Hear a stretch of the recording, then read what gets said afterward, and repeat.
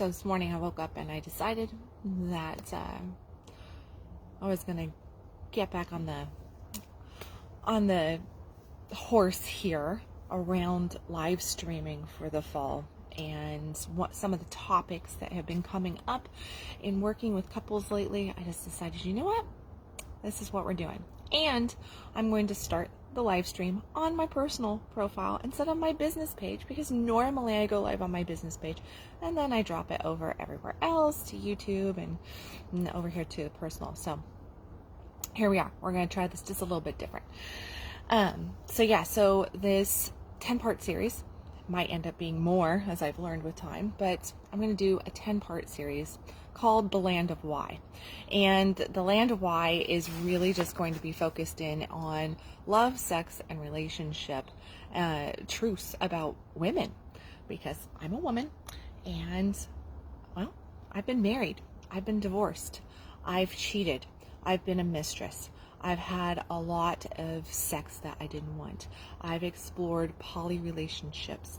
I've explored monogamy, of course. I've had backup plans. I've been exclusive. I've had my heart broken, and I've broken a few hearts. And kids, grandbabies, you name it.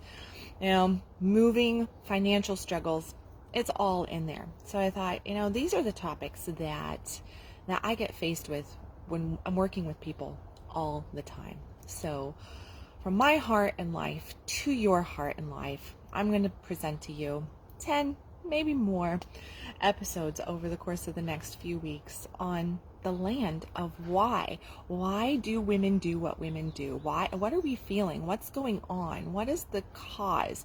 Now, granted, this is only going to come from my perspective because that's what I got, but it is also backed up with years and years of working with the feminine and listening to women and hearing what is going on and why they choose to do what they do, and how they feel about it, an emotional stance. So hopefully this is helpful to you men. Ladies, hopefully this allows you to go, number one, I'm not going to maybe judge myself so hard. I'm going to give myself a little bit of compassion and love. And number two, I'm not alone. I'm not alone. And this is the reasons why we do what we do. All right. So today I'm going to share about cheating. I was a cheater. Okay. So there you go. I feel like I'm in Alcoholics Anonymous or something. Hello, my name is Kendal. I am a cheater. I was a cheater.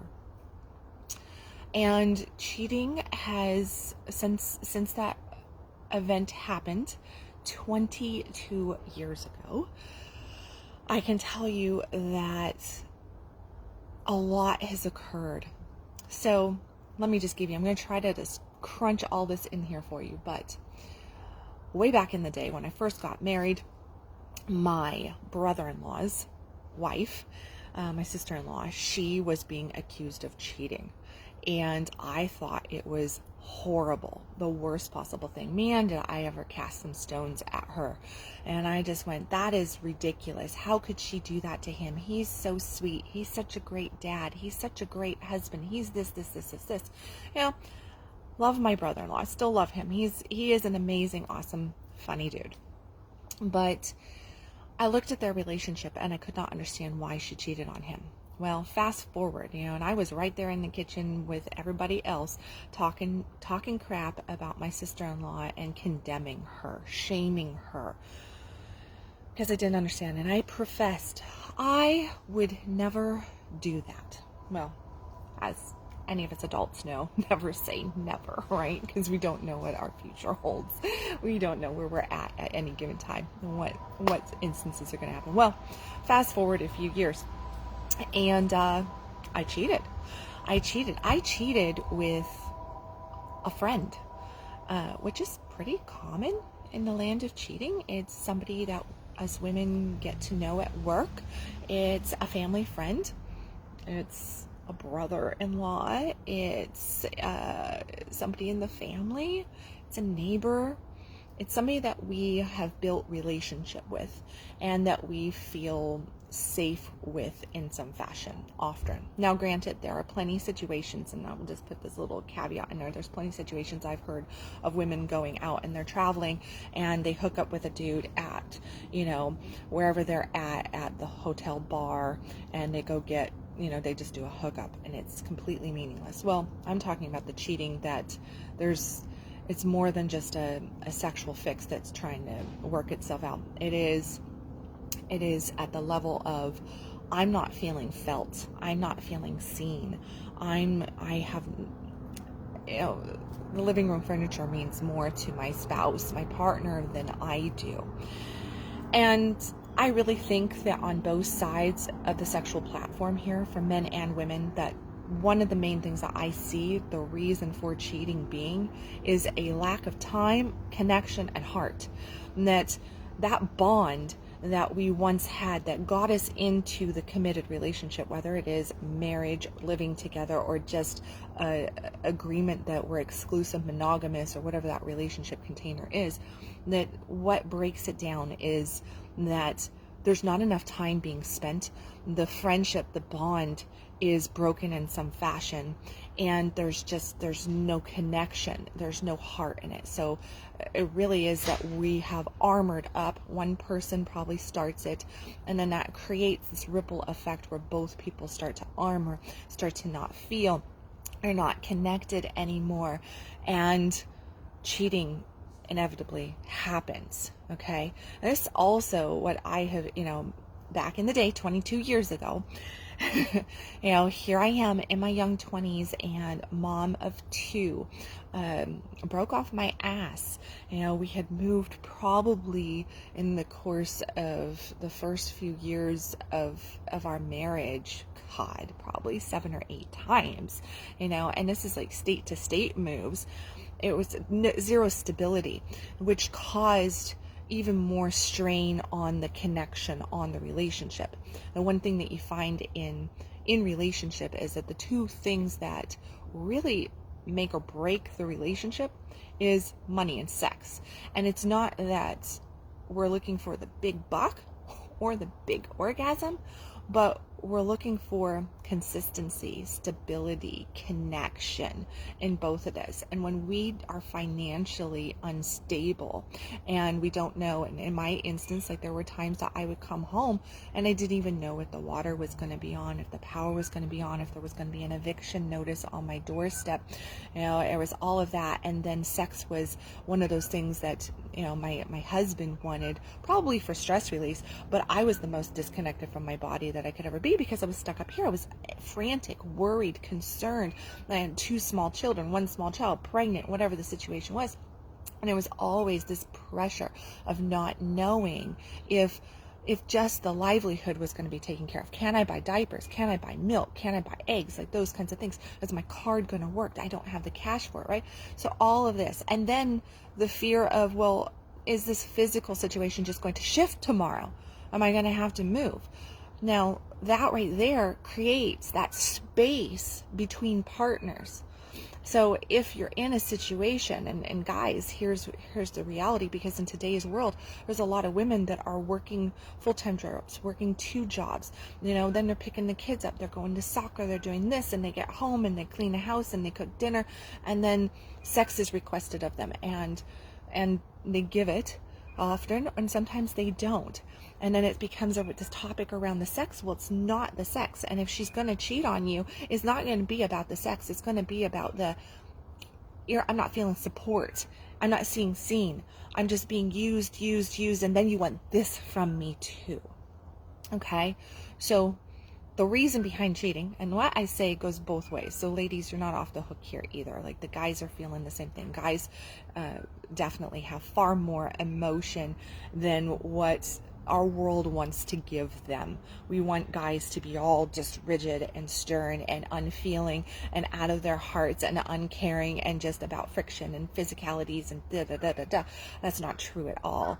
Men are very much of the heart. They very much want to be connected. They very much want to feel their partner, have that bond, and go deep. Okay? It is always a two-way street there.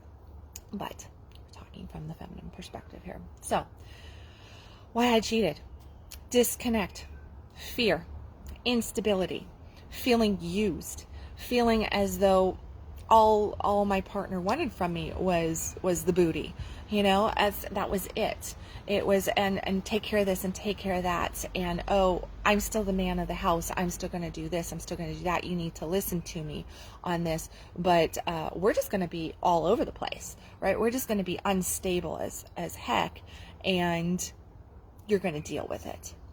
Well, that kind of stuff causes a distancing, a shutdown of the heart, okay?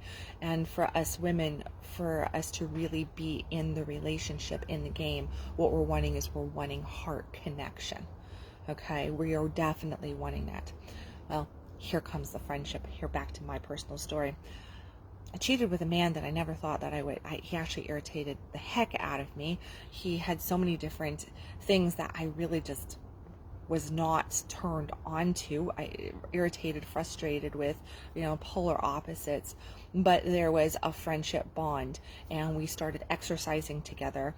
And I would never suggest a man and a woman who are just friends in different relationships decide to be exercise buddies, because of my own personal experience. I go, wow, all that's, you're dressed more provocative, you're sweating together, you're, supporting, high-fiving, you're like, yeah, you got this, you can do this, like that. So the supportiveness, which is arousing, which is a turn on. We want that positive affirmation. Both sexes do. We want the positive affirmation. We want the connection.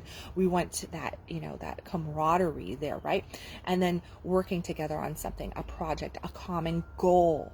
So if you don't have the common goal in your relationship with passion behind it, trust behind it, stability behind it, and you then go and turn around and get it with somebody else, there you go, okay? Cheating is not, I would wager that cheating 85 to 90% of the time really is not about sex. It is about connection. It is about fulfillment. It is about being seen. It's psychological, emotional, not the physicality of, I just need to go have sex. And especially with women, it's like it takes us so much more to be able to have an orgasm, a climax, to be able to feel our bodies, to be able to drop down and surrender. And for us to be able to drop down and surrender, guess what we have to do? We have to actually feel connection to our partner and connection to ourselves. We have to be drawn out of our head, out of stress, anxiety, worry, concern, blah, blah, blah, blah, to actually get into our bodies. Okay, so we need somebody that's going to take the time to connect with us, not just in the bedroom, but outside of the bedroom. Okay, it has to happen in multiple ways, which typically happens when you see a woman having an affair. What is she going after? Initially, it starts with, oh, we're just having a conversation. Oh, I just, he gets me on this. Oh, I can talk to him about that. Oh, this feels so good. It's so easy. There's no pressure. It's just easy flow. Oh, he inquired with me about this. He checked in on me about that. He sent me this cute little meme. He remembered this, he remembered that, whatever, right? And then there is in the physical engagement, there's eye connection, there's smiling, there's humor, there's laughter, there's all this kind of stuff, which in relationships where a partner is cheating and where a woman is the cheater, what is happening is that typically her partner is sitting there on his phone. The game is more important. He's got work all the time. He can't schedule time for anything. She's feeling overwhelmed by everything, and with asking for just a little bit of time, it's not there. The courting goes out. No more dating. No more this. No more that. And she just starts to feel like it's just not there, right? Moving out of the heart, because what as women will do is we move out of our heart and we go, okay, I just have to get logical about this. I've got the kids, I've got the this, I've got the that I gotta hang for. All these reasons, or he's a good guy, look, he's really doing everything here. It's just this one little piece of the relationship that's just not working. Well, We think for years and years and years that by it not working, that it's just okay, it's just normal, we'll get through it, we'll get over it, and we don't want to talk about it. And then for those who do want to talk about it, they go to therapy, to coaching, they take a class, they read a book, they try to get their partner involved in something, and a lot of the times the partner is so just blind to the situation that they say, we don't need that, whatever, it's all in your head, all we need to do is, and I've heard this 1,000,001 times, if we just have more sex, it'll all be fine. If the frequency of the sex just kicks up, everything else will fix itself. No, not the case with women. Not the case at all with women. We can have sex 5 times a day, 7 days a week, and if our partner's heart is not in it and our heart's not in it, then it's like washing our hands. It really is. We're just like washing our hands. It doesn't mean anything. If anything, it armors us up more and more and more to the relationship, to our partner, where we actually start to just gain a disgust for the situation, for the person, and we don't even want the sex at all, because what we're wanting is the connection, the heart. Okay? So, back to personal story, right? Friend, we were exercise buddies. That supported so many different things. We started to inquire, we started to talk more, we started to get together more. Then we're like, oh, let's take a walk. Oh, let's go to the gym. Oh, let's do this. Oh. Then dinner parties and everything. Started just hanging out more and more. And things got heated. And, I pulled the plug on it. I did. I pulled the plug on it before the sex happened. I woke up in a flash, and I went, wow. And I was right on the cusp of coming to my husband and saying, and I did go to my husband, and I told him, I said, this is what I'm feeling. Before sex ever happened with this man, I went to my husband and I said, this is what's going on. This is what I'm feeling. I think we need a divorce. And he broke down and he cried, and he just, and I went into another room and I cried, and I came out of the bedroom a bit later and I went, I messed up here. I'm sorry. I messed up. And I felt so much grief and shame, because I went, what am I doing? I'm throwing away the last 5-6 years of my marriage, because it happened 5-6 years into my marriage, something like that. About 5 years in. Too many years ago. So it happened right there, and I just went, wow, I've got 2 little girls, and I can't do this to them. And I made a commitment in my marriage to death do us part. I said yes to this man.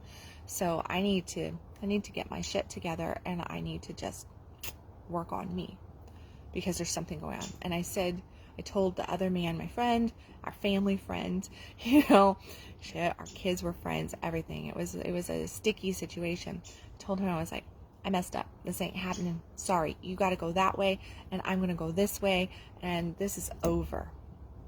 Okay. And then what happened? Well, a few months went by, and he connected with me. And guess what? Over those few months, once I had reconnected to my husband, I said, I'm committing to the relationship. Let's work on us. Let's do this. We moved. We changed locations. We did this stuff. And I went in with total hope that this was a wake-up call. And I had dealt with it in the cleanest fashion that I could for the situation that I had allowed to have happen. I didn't sleep with him. I came clean. I told the truth. I communicated. I asked. I made the measures needed to do the work. And you know what ended up happening in that situation was my husband, he went, oh, we moved. He's out of the picture. We're here. Back to normal. Back to the grind. Back to normal. And that was another 90, 120 days where we just went normal. Completely. And it wasn't, he got a little bit more aggressive in the sex, which would be expected. I had told him that I was planning on cheating on him, that I was having an emotional affair. I hadn't had the physical affair. So he had distanced himself in the heart space, and that created this space where he didn't want to really emotionally connect to me because he wasn't trusting me, right? I can understand that today. Didn't understand it then, but I can understand that today, that I had broke his trust, and that made it where he didn't want to actually emotionally connect to me. With that said, he didn't want to communicate. He didn't want to do the work. He didn't want to go on the dates. He wasn't willing, wanting, desiring our relationship. He didn't want to heal what actually caused the breaking point to begin with. It had nothing to do, in his eyes, none of that mattered. What mattered was that I messed up, and I had emotionally cheated on him, and I had pondered this and that, and there I was, and that's where he landed. And it was all in a self-righteous, I'm not at fault for any of this, it's all on you. Well, there's a massive problem with that, and I see this in couples coaching all the time, where two people will come to me, and inevitably one person is saying, fix them. I don't have any problems. I'm good. They're the ones who messed up, and I don't need to work on me. I'm here to support them, and they need to work on them. When they get healed, when they get fixed, when they figure their shit out, when they come back into the relationship, because here I am, everything's fine on my side. That's a bunch of bullshit. No situation in couplehood is ever one-sided. It is always two-sided, and that's my goal of this series, is to share with you that things are two-sided and what those sides can potentially be. Okay? So he sat there and he didn't want to do anything, and nothing changed. And you know what happened to me? All my hope quickly, much like a flower that has no water, it just faded. I just went, boo, it died.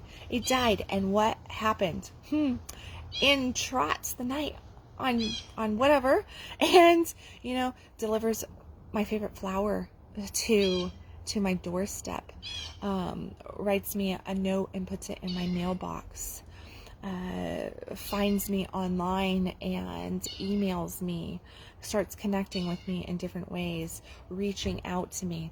And I was in a land of having nothing, empty. All I had was shame and guilt and blaming, right? Self-loathing on stuff, and still sitting in the same shoes. And so he breathed life back into that situation. The man that I ended up cheating with, he breathed life back into the situation. And in that breath, I went, and I had no intent initially of sleeping with him, but I felt alive again. I felt seen again. I felt like I could have a communication, a connection, intimacy, not sexual, but intimacy with somebody, and they cared. They actually wanted to care. They wanted to be there for me. Well, fast forward, not very long. Didn't take very long this time, because we had already been there emotionally, right? We already been there months before, right? That was all there. We had this little break time, and boom, here we are again. Well, before I knew it, the sex happened. You know something? The sex was horrible. It was absolutely horrible. Horrible. It was the most just empty and just all over the place. It was a mess. It was a freaking train wreck. It was just not good. We had sex 4 or 5 times, and that was it. And it was a train wreck. It was nothing to call home about, for sure. Right about. Yeah. And I look back at that and I go, well, it definitely wasn't about the sex. Definitely wasn't about the sex. There was not even, I didn't even feel the heart connection. I can't even say that I had a good orgasm for it, in it, or anything. Like, it was nothing. It was nothing. That piece of it was nothing. And from that, there came a whole, and still in today's world, a ripple effect from that moment. That decision created a ripple effect. 23 years later, I still get hit with this time of my life, and shamed and guilt comes up, and shame comes up, and conversations come up, and I feel the need that I have to explain and share, and that once a cheater, always a cheater rings in the back of my head, and I go, is that true? Is that true? Is that true? Is that why you decided to open up your relationship with the next relationship? Is that why you did poly? Is that why you did this? Is that why you did that? I think yes, it is. And I'm going to be doing one of these on why I went poly. Although I'm monogamous, why I went poly. But I think that a piece of that reason was because I was fearful that once a cheater, always a cheater. I was fearful that that was just who I was. And I was looking for a way to be in integrity with what I thought might be me. Because why would I do this? And it wasn't even good sex. And at the end of it, I pulled the plug on it. And here I am 23 years later, still experiencing the negative ripple effect from that decision in my life that I had made. And, I look back and I go, wow, this is like one of those things that you don't recover from in a lifetime. Probably not multiple lifetimes. I don't know. But it is right there. And what I'm going to encourage everybody on here, as men especially, I want you to look at, don't assume that just because you're getting sex that she's fulfilled. Women need your heart connection. They need to know that you're there with them emotionally, mentally. If there's other strains in the relationship, such as finances, like I talked about, that can cause massive barriers to being able to feel our partners, to being in our hearts. And more sex is not going to solve anything. More connection and communication, more time can prevent the cheating. And just because your partner cheated doesn't mean that they're always a cheater. It does not mean that they're always a cheater. So realize that if you want to heal, if you want to forgive, that and really rebuild that trust that was there. Number one, your trust on the front side probably wasn't that strong to begin with. Like, we just hand over our trust, right, in a relationship, and then it gets nipped away at, and then we have to rebuild it. But the rebuilding is a two-way street. The one who has the trust breach has to be willing to open the door to trust, be willing to create the time, the connection, have the difficult conversations, has to want to establish real relationship of integrity with their partner, and of love and compassion, not always looking for the gotcha. And we tend to get caught in that when we get hurt on, being cheated on. We get caught in that and we go, you need to pay for this. You need to pay for it. You need to pay for it. Well, how long does your partner need to pay for it? How long is that actually support? How does it support the relationship? How is it supporting healing, growth, expansion, bonding? Or is it actually creating exactly what you fear the most? An armoring up, a disconnect, and actually creating that space where your partner's going, I've done this for this long. I've been transparent. I'm communicating. I've cried. I've shamed myself. I feel like crap about this. I've got all this internal dialogue going on as well. How long do we have to keep this ripple of shame, guilt, and you did this in play? Because when we do that, what we're doing is we're also just taking the hope away from our partner again, that they can ever recover what they did wrong. Okay, so there you go. Now, I can go a million other directions with cheating, okay? I'm not letting anybody off the hook here. Cheating's wrong, okay? And to cheat means that there is issues within the relationship that need to be dealt with. And that comes back to communication and connection. And that's a two-way street. If you feel like if somebody is entertaining you at work, your work husband, your work wife, your best friend, the men, the women that you're friends with, and I have so much energy with them. It's so easy flow with them. It's so this, it's so that. Realize that those are cues to you're not being met somewhere in your relationship. Why is this relationship so hard, but this relationship so easy? Well, number one, this relationship, you don't get to see all the dirt of this person, right? And this person that you're living with, well, they have their humanness that you see all the time. And they have their needs, their desires. There's a lot more going on there. So there's that. But also, if we can communicate better with our friend than we can with our partner, then we have to say why. Why is it that I say this is the one that I want to be with forever. This is the one that I chose to marry. They're my best friend. I love that statement. And people come to me all the time and say, oh, my partner's my best friend, except we just have this one issue. This is just off. And it always comes back to the fact that they're not friends. There's no bonding there. There's no connection there. And they think that it's because they're, they didn't have, they're not having enough sex or something like that. It's like that. But what it is that they're not getting in there and they're not bonding.